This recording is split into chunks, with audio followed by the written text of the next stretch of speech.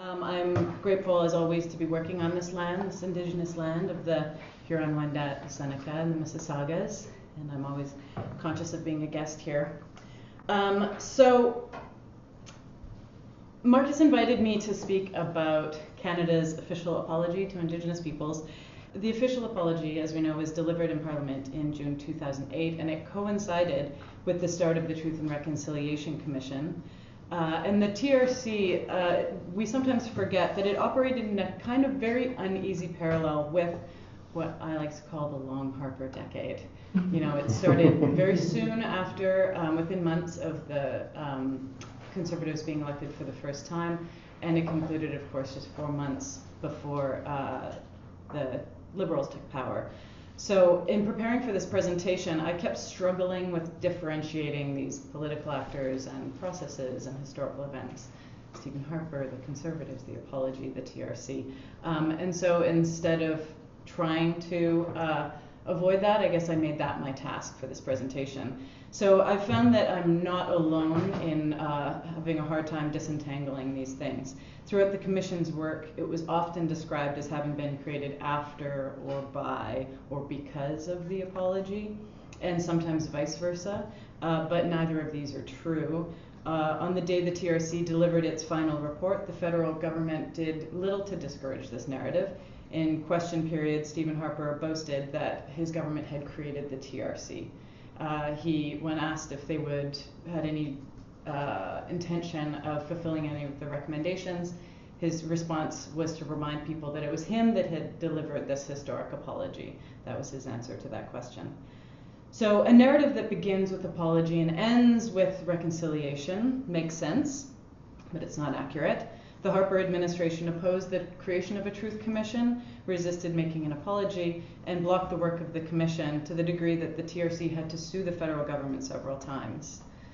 For its part, the Commission, I think, not only overcame this opposition, but I think mobilized it as a way of unbracketing the supposed wrong to Indigenous peoples and naming settler colonialism as ongoing in here. I think you're going to hear a lot of similarities between what we've already heard from Matt. Though I think perhaps it's a bit more of an emphasis on the conflict and the opposition. I think sometimes these progressive events we have an inclination to attribute them to inevitability when things go well. And so I think I'm trying to highlight the work that went into these processes. So my dissertation project looks at several commissions that have been employed in the negotiation of Indigenous state relations in Canada. And apologies are quite out of my wheelhouse, actually. But I'm happy to speak to them here because I think they're not, of course, unrelated. Commissions are largely a means of dealing with scandals of government, and I see the official apology as operating in the same way. I call commissions attempts to fix Canada in the sense of cure, but also hold still to make knowable. They're part of the production of official knowledges, and as we know, knowledge is unpredictable. And I think the apology and the way that it works in relation to the TRC and to this period of time is one of unpredictability. Commissions, like official apologies, are largely criticized for being easy answers to complicated questions, a cheap and easy way of deflecting blame or responsibility. But calling a commission is also an implicit acknowledgement that a scandal does exist, and not all public calls for a commission result in a commission being called. So in terms of political capital, such gestures are not always cheap or easy, and I think we can see that particularly right now with the current missing and murdered Indigenous women and girls inquiry, which has been not an easy resolution to a complicated problem, but quite the opposite. So Canada's official apology wasn't always going to happen despite the apparently low stakes in terms of legal liability, as has already been discussed. In my estimation, the life of the official apology was a brief one. It began with the apology on June 11th, 2008, and ended about a year later. That was the day the Prime Minister opened his mouth again and said something else about the history of Canada, which is that we have no history of colonialism. This statement attenuated the meaning of the official apology in a way that I think didn't simply negate it, but actually gave it a new kind of life. As part of an imminent critique of Canadian history and the place of residential schools in it. So before the apology, of course, was the offense. This is the history that most Canadians are now becoming familiar with. And I think it's nice that we can say we assume that people know that history, because I don't think that's always been the case. I myself refer to the residential school policy as child internment, because most of the students left with little or no education. So it's a story that we now are becoming more familiar with. Children taken, parents who resisted facing arrest, but only long enough to get their children, then they could go home. We know that Duncan Campbell Scott gave us this great articulation of the goal of residential schools, was that they were our objective is to continue until there is not a single Indian in Canada that has not been absorbed into the body politic. The fact that he was saying this at a time when he knew that the death rate was as much as 50% in some schools, I think we can see that absorbed being both in a kind of softer assimilation sense, but also, when rubber hits the road, a lot of children died also in the process. So residential schools were gradually secularized in the 1970s, and the last was closed in 1996. But even before this, the stories of abuse and pain started to emerge. Anishinaabe Chief Bill Fontaine really led the way in 1990, speaking about his experiences. And in the next 10 years, there were over 15,000 individual and 21 class action lawsuits brought against churches, clergy members, and the government. So the focus that began on abuses that occurred while at schools soon began to include the crime of Indian residential school policy itself. In 2001, the federally operated Office of Indian Residential Schools Resolution Canada was created. And I think there's a reason here I want to get a bit in the weeds, because the causality is important for understanding the TRC overall, and particularly when we talk about taking credit for particular events. So I think it's important for us to remember that in 2001, the Indian Residential School Settlement Agreement was what created the Truth and Reconciliation Commission. It was the largest class action lawsuit in Canadian history. Of the 150,000 children that had been in schools since they had opened, over half were still alive when this agreement was made. So where the official apology appears in this is important. In 2007, before the agreement had been made, the Deputy Prime Minister described in a letter, a cover letter to the agreement, that there was a need for an apology that would provide broader recognition of Indian residential school legacy and its effect upon First Nations communities. This is the only place actually where apologies appear in the entire agreement. In 2007, when the agreement was ratified, there were 5 parts to it. These included the common experience payment, the independent assessment process, so a process to get particular compensation for particular abuses, the creation of the Truth and Reconciliation Commission, commemoration fund for historical processes, and the establishment of a limited-term Aboriginal Healing Foundation. So we know that the Truth Commission was a sticking point in the negotiation of the settlement, and in the end, the $60 million budget was taken out of the settlement overall. The commissioners, in the course of their work, would point to this a lot, and to point out that it was the survivors themselves who had paid for the commission, that it had come out of their payments. This was a very important thing for all of the commissioners to communicate to people, and I think this is partly about countering that narrative of the government ownership over the process. So when the Indian Residential School Agreement was announced, this was relatively big news, and the question of an apology very quickly emerged. Was this an apology? Did this amount to an apology? Was this an implicit acknowledgement of historical wrongs? What's the difference between that and an apology? It became an issue right away, and the Assembly of First Nations kind of led the way in calling for clarification and pointing to that earlier statement from the Deputy Prime Minister, kind of finding this little object in the archives as though it were proof that there had at one point been a will for an apology. For his part, the Indian Affairs Minister, Jim Prentice, made it very clear that there would be no apology, and he said this would require reopening the terms of the settlement, which itself had already taken over 10 years to decide. So speaking to reporters in Ottawa, he added, "I've said quite clearly that the residential school chapter of our history is one that was a difficult chapter. Many things happened that we need to close the door on as part of Canadian history, but fundamentally, the underlying objective had been trying to provide an education to Aboriginal children. So coming just days after this momentous settlement, this declaration of residential schools is fundamentally well-meaning, obviously rang relatively tone-deaf, and it fueled calls for an official acknowledgement of what had been implicitly acknowledged in the compensation. Of course, the compensation for the students was not only for abuses that they faced, but also just simply the fact of having attended school included you in the compensation. I think it's important to remember that the churches had provided their own apologies between 1986 and 1994, and they were left largely out of these discussions. That was, to some degree, considered a closed matter in some ways, though they had offered multiple apologies. So the pressure on the federal government at this time had a very distinctly partisan tone.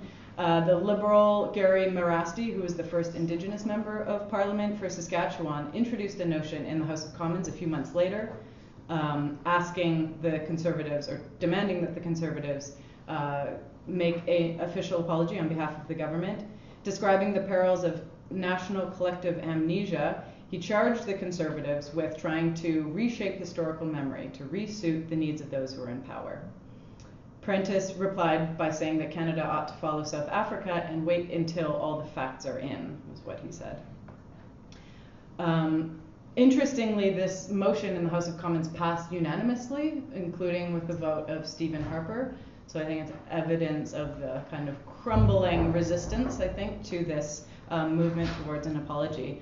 However, the next 6 months, while the call for an apology was a perennial topic, it didn't come. Michael Ignatieff, then an MP, described the resistance or the Conservatives as curiously resistant to making this simple remark. An editorial in the Toronto Star put it this way: Prime Minister Stephen Harper deserves universal disgust for his stubborn and inexplicable refusal to issue an official apology to the survivors on behalf of the federal government.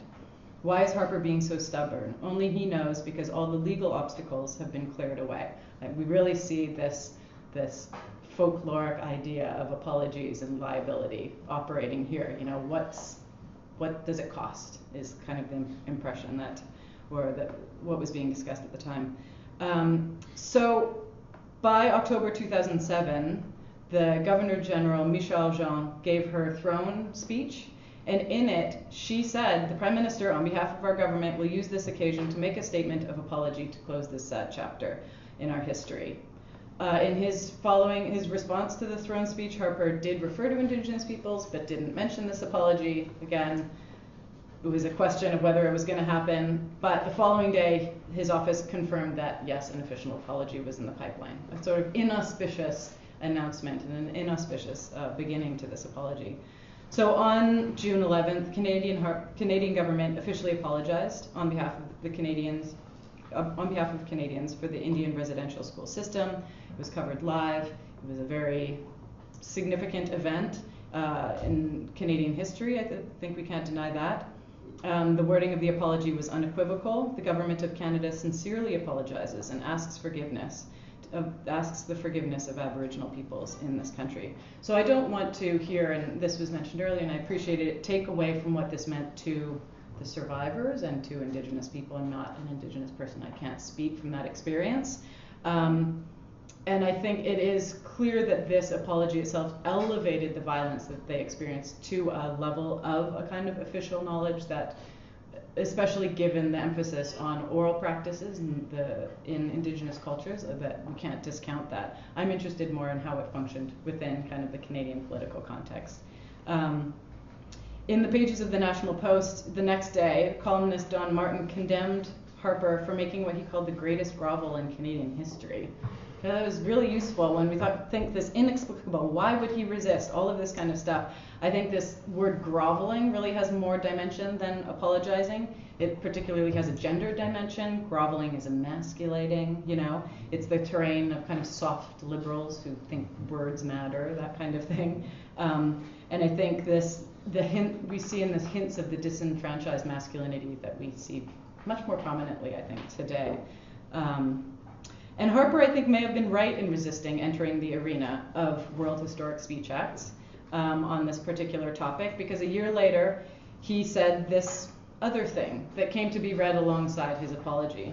"We have no history of colonialism," he said, speaking to a meeting of G8 countries. "So we have all of the things that many people admire about the great powers, but none of the things that threaten or bother them about the great powers." So this statement, so at odds with this prime minister asking for forgiveness, was immediately picked up by politicians and media, and the tension between the two remarks proved an easy shorthand for the poor faith and hypocrisy of Indigenous federal relations over the next few years. So what does it mean to say that Canada has no history of colonialism? And why did these remarks ring so dissonantly in the context of the official apology? Harper had made similar remarks in the past. In 2006, he'd said, "Now I know it's unfashionable to refer to colonialism in anything other than negative terms, and certainly no part of the world is unscarred by the excesses of empire, but in the Canadian context, the actions of the British Empire were largely benign and occasionally brilliant." So this rehabilitation of British imperialism in the service of Canadian nationalism, I think, is increasingly common. But this speech that he made actually didn't get much attention until after the official apology. And I think particularly this suggestion that Indigenous people ought to be grateful that British and Canadian governments did not resort to the relatively violent actions of the US government and imperial forces in Latin America has a kind of implicit threat that we can recognize. So Harper's no history of colonialism, though, as opposed to a rehabilitation of colonialism, I think is actually more productive. When Harper apologized, it was for residential schools specifically. It was for that policy, but the explanation was largely cultural, explaining this as a racist policy. By this logic, the goal of residential schools was the ill-advised re-education of Indigenous children, and the abuse may have been motivated by racism, but it wasn't connected to any other aspect of history. So I think when Harper denied that colonialism existed in Canada, he created a space for talking about what colonialism is and what Canada is. Without this remark, we may have never noticed that the word colonialism never appeared in the official apology. Harper often referred to Indigenous people as the first settlers of Canada. Indigenous peoples are part of the fabric of the nation. They're the first Canadians, so how could Canadians colonize Canadians? In the years that followed, it's safe to say that relations between Indigenous people and the federal government deteriorated. The repeal of Section 67 of the Human Rights Act, First Nations Financial Transparency Act, the First Nations Elections Act, all of these were designed, I think, pretty clearly to put pressure on band councils and Indigenous leadership and to intensify conflict between collective and individual rights. The 2012 Safe Streets and Communities Act was widely criticized for disproportionately affecting Indigenous peoples. This is the time when National Energy Board meetings on the West Coast were being routinely shut down over pipeline developments. And in December 2012, the protest movement known as Idle No More erupted, starting an unprecedented period of Indigenous political and community mobilization. And it was within this politically charged and highly confrontational context that the TRC was quietly and uneasily, I think, situated. The relationship between the TRC and the federal government had been fraught from the start. In October 2008, the chair of the commissioners resigned, citing internal conflict and concerns about political interference from Ottawa. So the 3 new commissioners were appointed, and at their request, its main office was moved from Ottawa to Winnipeg. Like the official apology, the settlement had been designed to limit the scope of the historical wrong, but from the start, the commission protested its limited jurisdiction. The commissioners in interviews and speeches repeatedly criticized it for excluding Métis students and also Indigenous students who attended day schools, and there have been legal processes that have come out of this. So between 2009 and 2014, the TRC held seven large-scale national events in capital cities. Did anyone go to any of the TRC events? Yes, a few people. Really remarkable events. I attended the Ottawa event and the Edmonton event. Some of my observations here are drawn from that. One of the things that I noticed was the degree to which the federal government was essentially absent from these events. And this was made more notable by the fact that the provincial and municipal politicians and governments were incredibly prominent. Provincial ministers were using the events to publicize their expanded health programs and changes to curricula. Mayors were declaring naming initiatives and training for police, all these kinds. There was very much a celebration of the various jurisdictions, not the federal government in Canada. And while most of the news coverage at the time focused on the testimony in these speeches and the commissioners sharing panels, there were also other things happening at the events. The convention centers had a number of smaller panels, film screenings, education programs, and adjacent to the main hall, there was a large foyer filled with tables of craft vendors, advocacy organizations, and churches selling crafts and things like this, and that's where the federal government was. It was in this vendor hall where I found federal government and the official apology. Alongside the rest of the tables, there was a large sign reading Government of Canada hanging above a table that was covered in Canadian flag pins and stickers. There were photos of the stained glass window in Parliament that was created to commemorate the residential schools. And also in a kind of big pile, there was a, I still can't really believe this, there was passers-by were invited to take a printed copy of the Canadian apology, official apology, and it was printed out on a piece of paper with kind of faux aged edges and kind of old-timey font. I don't know if they were going for a treaty, but it was rolled up like a scroll, and so people that was the inauspicious, I think, end of the official apology at the TRC. A fall from grace, I think, from the momentous time of June 11th, 2008. The official apology was present in another form as part of an interactive installation called Official Denial, Trade Value in Progress, created by two artists, Leah Decter and Jamie Isaac. It was described as inviting Aboriginal and non-Aboriginal people to consider the reconciliation, decolonization, and our colonial past and present by responding to Stephen Harper's 2009 statement, "We have no history of colonialism." So the way that this worked is there were a whole series of Hudson's Bay blankets that were laid out, sewn together, and in the center, machine printed in large black letters was "We have no history of colonialism." And there were felt pens and needle implements for people to write on the blankets themselves and respond. And the paralleling of the official denial and the official apology was not really something you had to lead people to. Many people wrote things like, "Mr. Harper, you were charged with the duty of apologizing on behalf of all Canadians. You fell short, disgraceful." So it was clear from this project, I think, that relationship between these two statements was not lost on people. So it's always difficult to disentangle political events. For some reason, this is the task I've set out for myself right now. To be honest, for me, the public memory around the official apology just annoys me. It annoys me that there's this casual authority granted to the government for the TRC and for anything that comes out of it. I think this diminishes the work of people who worked really hard to generate the political will against a lot of odds. I understand settler motivations to believe that we in our government simply came to our senses and decided to apologize to Indigenous peoples, rather than the reality that Indigenous peoples had to sue the government for compensation, had to pay for the commission themselves, and wrench an apology out of a prime minister who later arguably entirely disavowed it. So in a sense, I think, though, we ought to be grateful to Stephen Harper. By resisting calls for an apology, he made himself an object through which Canadians could position themselves as on the right side of history. When he denied that colonialism existed in Canada, the dissonance between these statements made space for interrogating myths of Canadian nation building and the place of residential schools specifically in it, as Matt has pointed out. And I think it was in this space that the TRC really made its home. The temporal bracketing of the apology is blown wide open by the TRC report itself, which says that the goals of the residential school policies were the elimination of Aboriginal governments, to ignore Aboriginal rights, terminate treaties, and cause Aboriginal peoples to cease to exist as distinct legal, social, and cultural, religious, and racial identities. So, tasked with investigating residential schools, the TRC found it to be just one part of a coherent and systemic campaign to assert control over Indigenous land and bodies, to build Canada, we could say. Child internment was a means to an end, not an end in itself. The goal wasn't reformation or education, of course, it was clearing the way for the settlement of Canada.